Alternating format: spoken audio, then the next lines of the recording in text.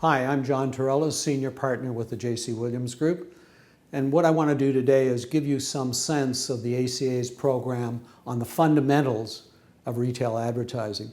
It's a dynamic time for retail advertising. We're going through a lot of change, and there's a big emphasis on the store as a brand, on internal branding, a lot of emphasis on new media and how you deal with the challenges and the opportunities of new media.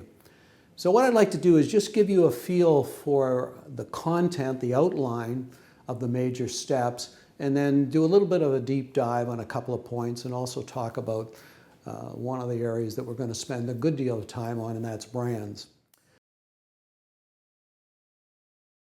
So the program starts with the facts. Start with the facts. You really want to know before you go.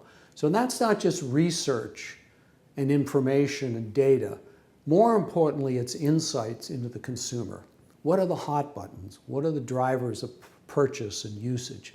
So we spend some time talking about various research techniques that you can use, big budget ideas, focus groups and things like that, but also some things that inexpensively you can do today by just searching the web and checking out various areas of information and data.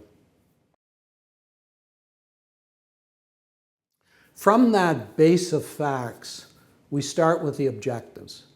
And we make the point that measurable and thoroughly explicit detail objectives, whether they be financial or customer objectives, are an important starting point.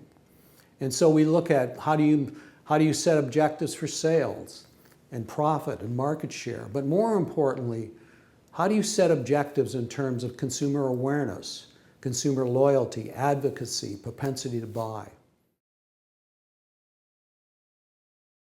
Once those objectives are in place, they're giving you a context, they're giving you a frame, they're giving you a roadmap to strategy. And strategy is a word that's used a lot and misused a lot. So here's the definition we use. Strategy is a compelling competitive advantage that gives you a real point of difference, a real consumer benefit that's different from the competitors. Once the strategy is in place, it's about putting the program to support that strategy. And that program goes everything from the store, in terms of what you can do to bring the store alive, to romance the store, new digital technologies, signing, graphics, in-store TV, merchandising. It goes into internal branding. How do you take your message, your marketing communication, down through the organization so everyone understands the objectives and strategy and the role that they play? Then we're into talking about the web and the important role that the web plays today. And it's not just about a web page, it's how you keep it engaging and energized and exciting and new and relevant. If you're into e-commerce, that's a whole other challenge in terms of how do you actually sell product. And then the area that we're most concerned with, spend the most of our time on, is the marketing communications piece. So the media plan, that mix of traditional and new media, the creative and how you work with your agency in terms of briefing them, and then putting it all together so that you can actually have a program that you can go out and measure and track and know what the ROI is on your investment. Okay, so now we've got the program in place, and what we want to look at is how do we measure it? What's the ROI?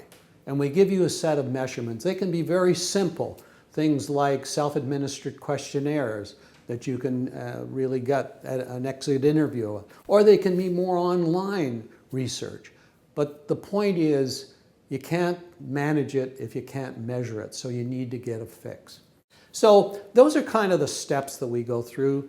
I hope it's giving you some sense of content. I want to spend just a couple of minutes on brands because everybody's interested in how do we create differentiation with our brand. So I'd like to take you through an actual case, one that I'm sure you can all relate to. It's Tip Top Tailors, a brand that's been around 70, 80 years. And about a decade ago, They came into with some new management, and they really started to think about, well, how do we reposition from your father's old store to a contemporary new store in the area of men's middle price, mid-class menswear store. Well, we started with, again, the team, putting together a team of their senior management, some of their store managers, obviously their marketing people. We started with some research and did some focus groups and really got a sense of how they're currently perceived. And what we found was that Tip Top have some great strengths. Awareness, they're well understood, they have some traditional strengths, but they were also a little tired and a little stodgy. So as we got into building the brand of the future, we spent a lot of time on what's the vision? What's the lofty, enduring view of the future? What's your strategy going to be? How are you going to deliver it? What's the program? And the final result was a brand pyramid that became the compass for the redevelopment. And over that decade, we've worked with them a number of times to refresh it, revitalize it, and even reinvent some of the pieces. But today, it's now economically sound and really a good base of business and well positioned for the future.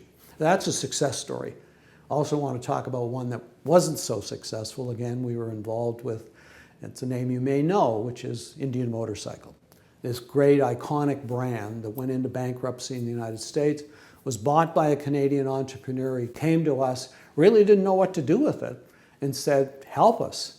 And so we put together this team, did our research, really worked with how would we position Indian against obviously the major competitors out in the area, and really put together a program that was immediately successful. In the first year of Indian Motorcycle, they built 500 bikes and they sold them all. There was actually a lineup of people who wanted to get back to this iconic brand. We then took the bike into a restaurant and bar concept that was very successful, parlayed that into a line of clothing that was sold through Sears. Immensely successful. Everybody's on top of the world, to the point where they got a little greedy and decided that they wanted to go into the United States. That presented a problem because we had to get new manufacturing, a new factory. The bikes were built again, and this is where the problem started. They lost control of the quality of the bike. They couldn't deliver on the distribution, the dealer network, and so really went into a lot of problems and dragged the whole company down and eventually went into bankruptcy. So some lessons learned in both of those cases. I hope I've given you some sense of what the 2 days about. It's an exciting couple of days, great networking. Come join us. I'm sure you'll enjoy it. Thank you.